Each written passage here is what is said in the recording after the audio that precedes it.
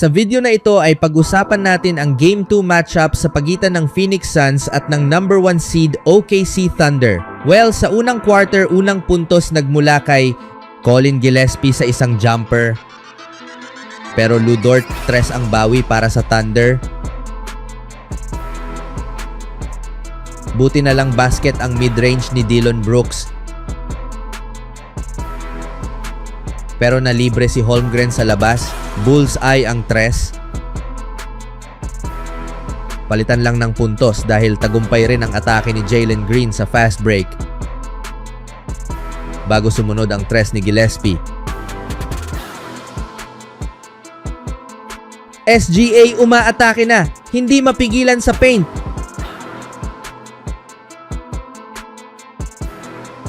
Na nasundan pa ng hook ni Williams sa gitna.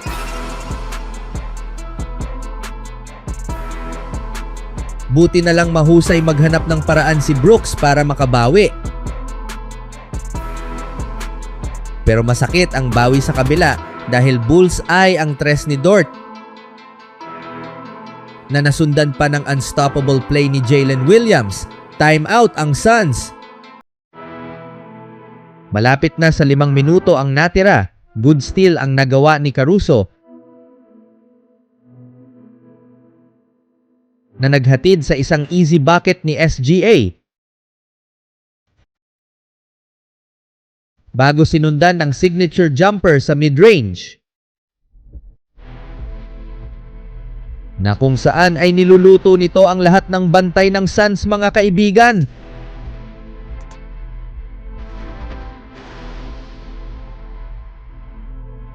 Brooks lock in sa Game 2 na ito.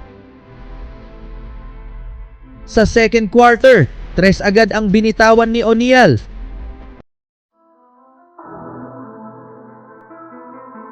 Ngunit agad itong sinagot ni Isaiah Joe sa corner 3. Na nasundan pa ng isa sa kabilang corner. Bago nag-timeout ang Suns sa dunk ni Williams. Sa pagbabalik, Jalen Green basket ang elbow jumper. Na nasundan pa ng hard layup para sa back-to-back basket. 8 minuto ang natira, mga kaibigan. Pumapalag si Green laban sa Thunder. Pero end one basket ang bawi ni Jalen Williams sa kabila. Mintis si Green at nag-agawan sa bola. Tinapos ni Booker sa tip-in. Pero Williams, mga kaibigan, agad nakakahanap ng paraan para makabawi. Na nasundan pa ng 3. Grabe ang epekto ni Jalen pero hindi rin nagpapatalo ang Jalen ng Suns. Tagumpay ang atake.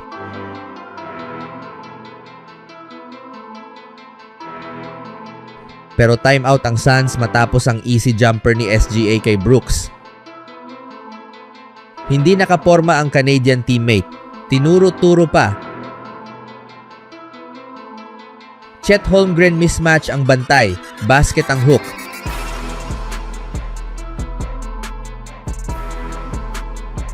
Nasinundan pa ng left-handed layup ni SGA.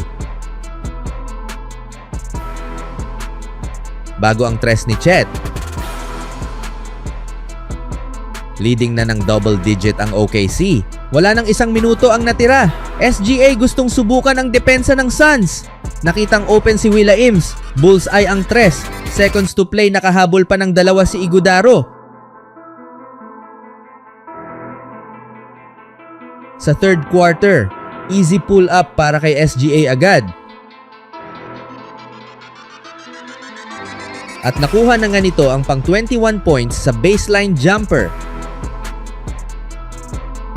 Brooks, bumabawi. Kinakain lang si Chet sa gitna. Nasinundan pa ng isang left-handed layup sa fast break. Pero masakit ang bawi ni Chet dahil bullseye ang 3. Buti na lang magandang pass ang ginawa ni Iguodaro nang mag-cut si Green. Ang sumunod, Chet umatake sa basket at may kasama pang foul. Grabe ang lakas ni Holmgren. Uminit pa ang ulo ni Brooks sa Canadian teammate. Bago nag-timeout ang Phoenix sa alley-oop dunk ni Chet mula kay Hartenstein. 7.5 minuto, Jalen tagumpay ang jumper sa atake over Williams. Pero madali lang nakasagot ang OKC dito kay Hartenstein. Brooks nagmintis. Buti na lang nilinis ni Iguodaro. Pero gaya nga ng dati, agad nakakabawi ang OKC kay Hartenstein. Ang sumunod, what a pass by SGA. Patungo kay Holmgren sa ilalim. Malapit na sa 4 na minuto ang natira. Booker pump fake basket ang jumper sa baseline. Pero masakit ang bawi sa kabila dahil bullseye ang tres ni Booker. Buti na lang agad nakabawi si Brooks dito. Pero sinagot naman ito ni Caruso. Ang sumunod, SGA ayaw talaga mapigilan kung gustong pumuntos. Na nasundan pa ng easy bucket ni Caruso. Grabe ang pisikal ng Game 2 na ito. Bagsak si Caruso ni Booker. Sa last quarter, gusto pang humabol ni Brooks. Bullseye ang tres. Bago na hype si Dillon sa and one basket na ito sa baseline. Na kung saan ay nalibre pa ito pa sa isa pang tres. Timeout ang OKC. Sa pagbabalik, SGA ipinasok ulit sa laro. Ganun pa rin. Habang Dillon agresibo, naghahanap ng foul sa tagumpay na basket. At nagpatuloy nga ito mga kaibigan, hindi mapigilan. Pero lagi itong pinapanis ni SGA sa one-on-one. Malapit na sa 5 minuto ang natira and 1 para kay Booker. Tres ng OKC pumapasok. Ilista mo na ang kay Mitchell. Pero nice feed ni Jalen sa ilalim kay Maluwak. Ang sumunod, bagsak si SGA sa pisikal ni Brooks.